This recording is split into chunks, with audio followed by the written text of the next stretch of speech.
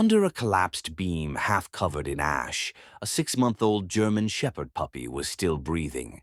He didn't cry out, he didn't bark, he didn't move. He just stared, wide amber eyes framed by soot and smoke, body trembling in silence. That's how I found him. His tiny ribs moved in uneven waves, each breath a question. Is it over? Yet, I had been crawling through what used to be the second floor of an apartment complex in Miami. Flames had torn through it like it was paper. I was already on my second oxygen tank, soaked in sweat under the gear heart, thudding like a war drum. But the second I saw him that moment, cut through everything, he was pinned by a bookshelf, one hind leg twisted beneath his body, burn marks dark in the fur on his side, but somehow he was alive, barely got movement. I shouted, voice cracking through my radio. Living pup under debris, northwest quadrant. I didn't calculate. I dropped the crowbar and used my gloved hands to clear debris. The wood burned through my jacket at one point, but I didn't stop. I wrapped him in my fire coat and cradled him against my chest as I made my way back out every step, echoing like I was walking through the last page of a story that wasn't supposed to end like this. When we emerged, the med team blinked in confusion. You carried out a dog.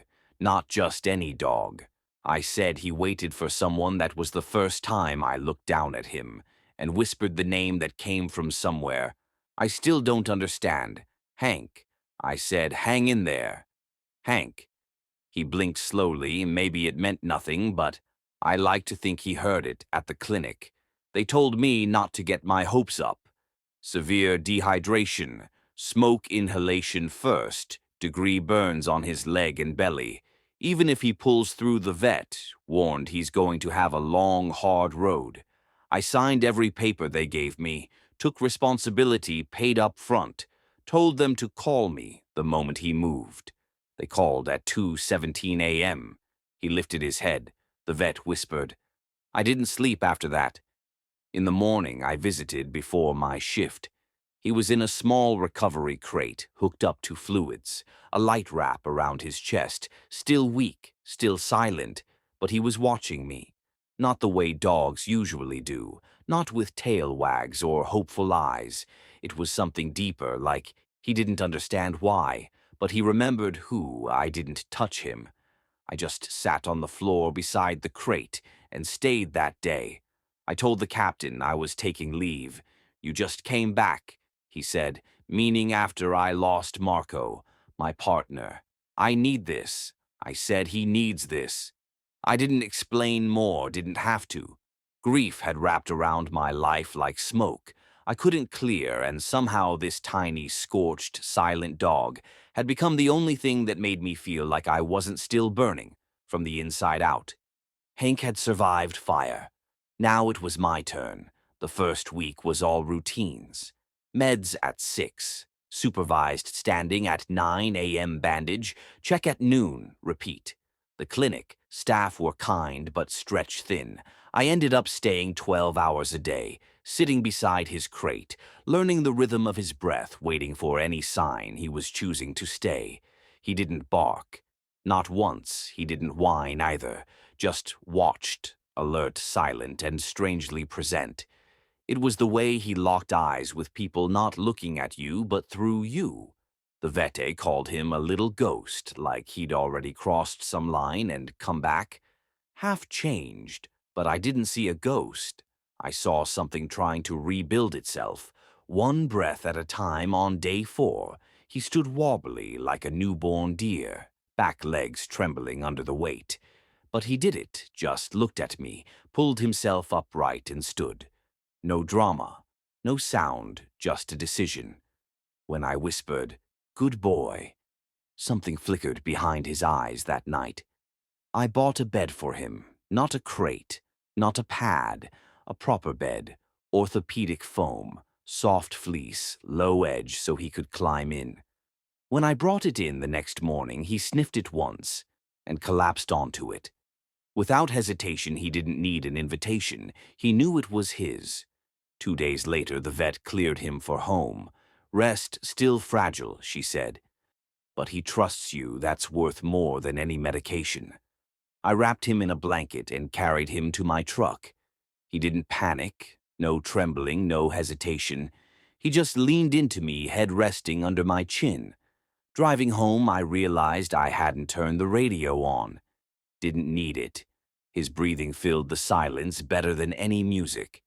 I converted the guest room into his recovery space, covered the floor with soft yoga mats, added fans to keep the air circulating, put his bed near the window so he could feel the sun without the heat. I slept on the floor next to him for the first 3 nights. On the 4th, I woke up to him limping across the hallway toward my room.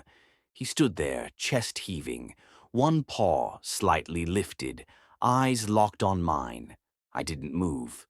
He crossed the final steps himself, curled beside the bed. That was the moment I stopped thinking of him as a foster or a case or a recovery. That was the moment he became family, and still he hadn't made a single sound until one morning, 10 days post-fire.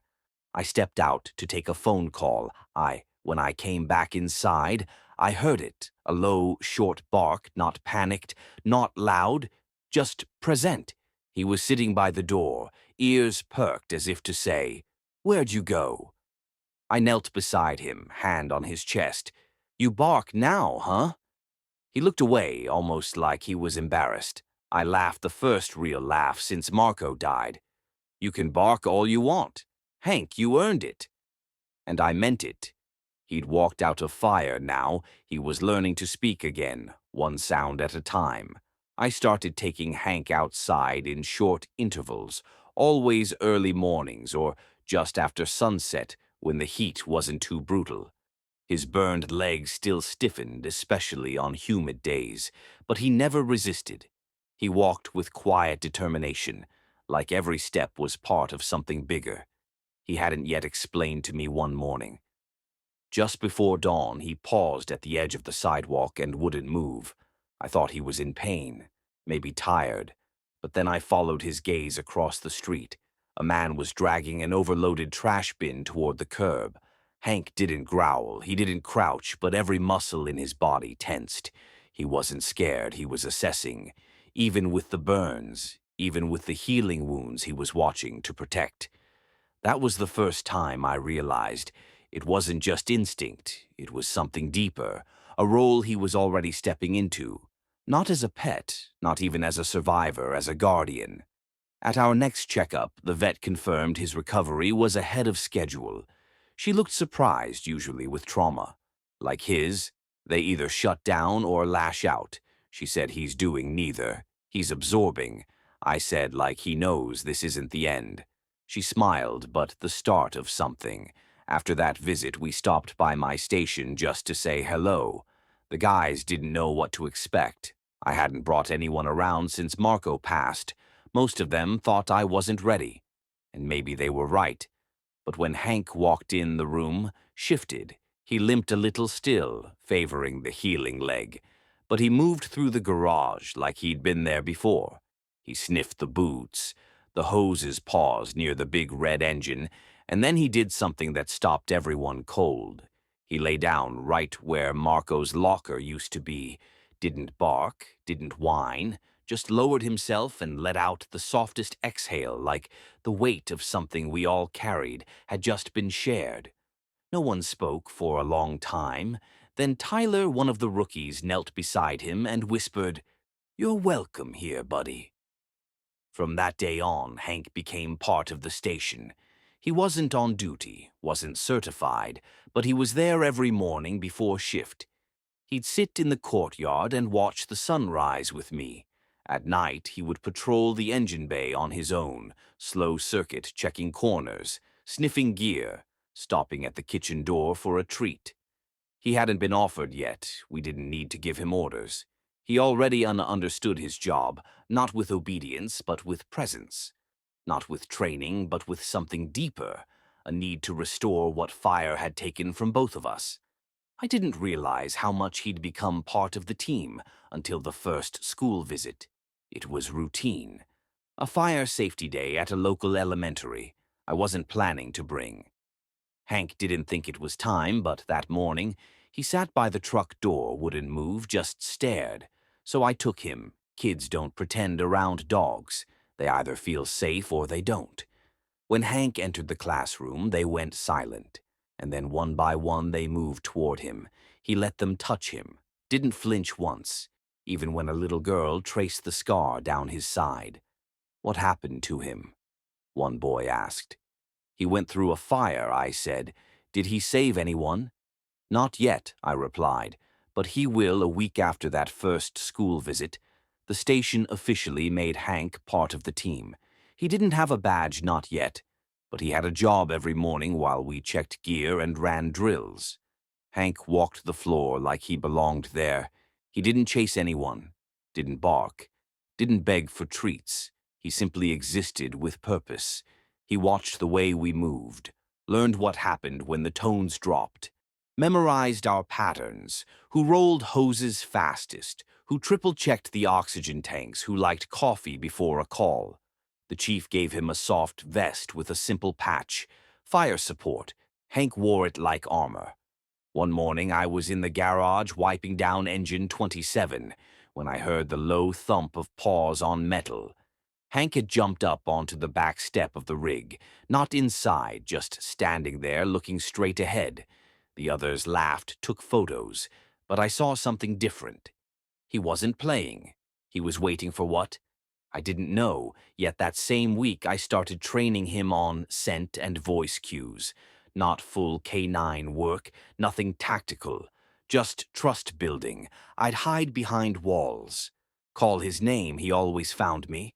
I tried it blindfolded once to test distance. He found me faster that time. He never needed rewards. He just needed to succeed. There was one night late when I had a rough call, a carbon monoxide scare, family of 4, 2 kids unconscious. When we got there, we got them out in time. But the quiet that follows, that kind of call, it's loud in the wrong ways. I sat outside the bay after we returned, head in hands. Hank came over, sat beside me. He didn't nudge me, didn't demand touch. Just was there. I didn't say anything out loud, but I felt it. The same way I felt Marco in the space between sirens. "Feels like you've done this before," I said quietly. Hank blinked a week later. I was asked to bring him to another school, a special one this time. Kids recovering from trauma. Some had lost homes and fires. Some had medical conditions that made loud places difficult. I hesitated at first. It felt too soon, too delicate, but the counselor said something that stuck. Sometimes what helps the most isn't a perfect dog, it's one with visible scars. So I brought him, and he was perfect in every way that mattered. He let them approach on their terms, let them trace the soft, patchy scar down his side without flinching. One boy didn't speak the whole session, just kept one hand on Hank's chest, eyes wide, breathing with him. The staff cried. I almost did too. That night, back at the station, I found Hank curled beside Marco's locker again. Same place, same breath. And I realized Hank wasn't just recovering. He was rebuilding not just himself, but everyone around him. One paw at a time, one silent promise after another. And though he hadn't faced fire again yet, we all knew it was only a matter of time. By mid-August, the heat in Miami was thick enough to slow your blood, the kind that stuck to your lungs and made, even standing still, feel like work. But Hank didn't complain, he never did. His scarred legs still had stiffness, especially after naps, but he didn't limp for sympathy. He walked like someone who'd already survived the worst and had no interest in pity. I'd started bringing him to more drills, not just as a bystander, but as part of the simulation. Small exercises, nothing extreme, a basic search and find with my gear stashed in dark rooms. Hank found it in record time. Then I'd hide a glove with Marco's name on it. He found that too, pawing at it gently before sitting down, waiting for approval. The captain noticed. "You know," he said one evening, watching Hank trot across the hose yard, "he moves like he knows exactly what he's looking for." I nodded. He does. It wasn't long before the department psychologist reached out some of the newer guys. She said they respond better with him around, especially the ones fresh off hard calls. You might not see it, but he lowers something in them. I had seen it. I'd seen Hank stand beside a firefighter after his first pediatric call. A big guy, all muscle and tattoos, and just lean his body weight into his leg. No barking, no nudging, just pressure presence. And that man who hadn't spoken a word to anyone since the call reached down and whispered, "Thanks, buddy." I started keeping a journal not just about Hank's progress, but about how he helped others.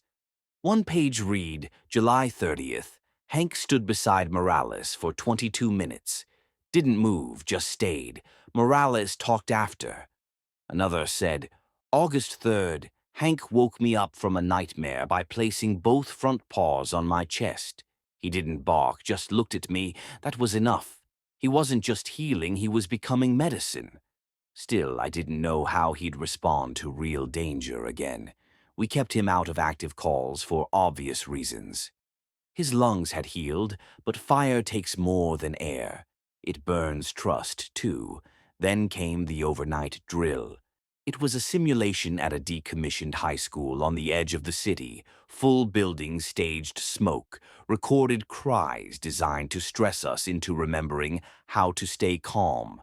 I almost left Hank at home, but when he saw me pull on my gear that night, he walked to the door, sat down, and waited.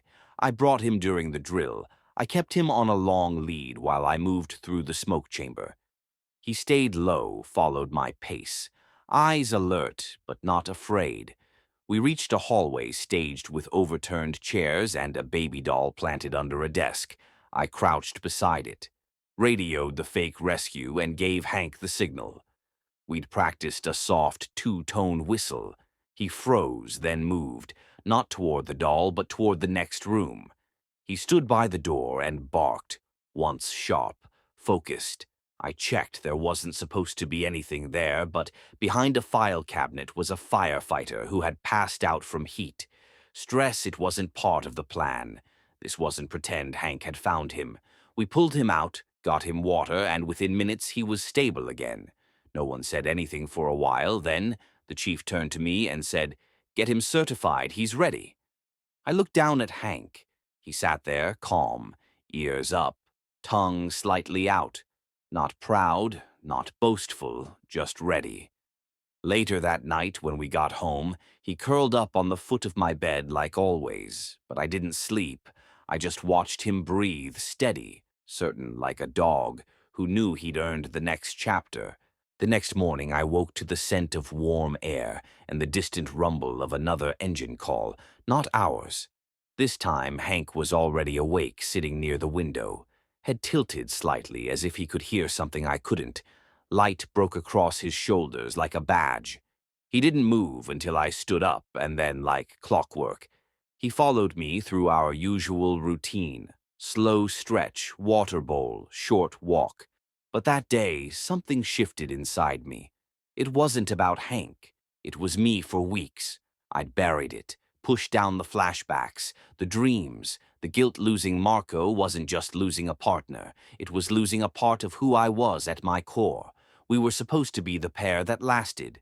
We talked retirement, road trips, helping train the next batch of kids who thought fire couldn't burn them. But all that went dark the night I didn't get to him fast enough. I never said that out loud. Not to the guys, not to the therapist, not even to myself, but Hank. He knew, or maybe he didn't know, but he felt dogs like him don't need the words that morning. I sat on the back steps with coffee, not ready to go in. Hank laid his head on my knee, not demanding, just present. I took a breath. I left him behind. Hank didn't move if I'd gone in 30 seconds sooner. If I'd taken the other stairwell, I can't stop seeing it. The memory hit like a punch. The sound of steel collapsing, Marco's voice crackling through the radio. Then silence, my hands shaking as I pulled rubble off an empty space, the moment when I realized I was standing in the wrong place. I was supposed to protect him, I whispered, and I didn't. A long pause, then Hank shifted closer, leaned his full weight into my side. I hadn't cried in months that morning. I did not. Loud, not broken. Just a slow, silent unraveling of something I'd held too tightly. When the sobs faded, Hank was still there, eyes open, watching the horizon, like he knew there was something still ahead of us. Later that day, the chief called therapy certification. He said, "Got a spot open next week. I think Hank qualifies. It's mostly just temperament and behavior eval, but after that we can make it official." I hesitated. He's not trained like a real K9. He doesn't need to be. People already trust him more than most humans. That's enough that week. I started brushing out his coat. More often, bought him a new collar, a dark red one, the color of old fire hoses, no tags yet, not until he earned it. But something about the ritual made me feel like I was preparing him for something sacred. During the evenings we trained, I'd place my jacket in different rooms and have him find it. Then I tried a new test. I laid down on the ground in full gear and pretended to be unconscious. Hank nudged my arm, waited, then let out one low bark, smart, intentional. The kind of bark that tells you everything's not okay, but also that help is already here. It was the exact tone Marco used to mimic during drills. "You bark like a damn commander," he used to say. And now here we were, Hank and me carrying the silence that Marco left behind and turning it into something alive again that night as we lay in bed. I realized I was no longer waking up in a world where grief was the only thing I had left. Now I had Hank, and for the first time in a long time that felt like enough. 3 days before Hank's official therapy dog evaluation, we were called to a minor fire at a strip mall just off Biscayne. It was one of those midday scorcher calls, heat rising off the blacktop, steam coming from the sidewalks, and tension so thick in the air it clung to your skin. The fire was mostly smoke and electrical. No major damage, no injuries, but something about the place felt off. I stayed back with the second team as they cleared the last wing of the building. Hank was waiting in the truck bay, watching from the open rear. Like always, eyes locked on every move I made. I gave him the signal, palm flat stay, and turned back toward the exit. But I should have known. 2 minutes later, I heard movement behind me. He jumped from the truck bed, tail high, ears locked forward, and was already halfway across the concrete. He wasn't running toward me. He was moving toward the alley behind the structure. Nose low pace, steady the way he walked when something mattered. I radioed the team. "I'm with the dog. Give me 60 seconds. We reached the back fence, a narrow corridor between the building and a row of dumpsters. Hank froze. He didn't bark. He crouched slightly and looked up at me with one of those hard blinks he gives when he's saying something I should already know. I followed his line of sight and saw it. A woman crouched low behind the bins, coughing violently, one arm shielding her face from the remaining smoke. She wasn't supposed to be there. The structure had already been cleared. She wasn't an employee. She was homeless, probably sleeping behind the store when the alarms triggered. No one had checked the rear. I pulled her up, gently guided her back toward the perimeter, and radioed in the med team the entire time Hank walked beside her.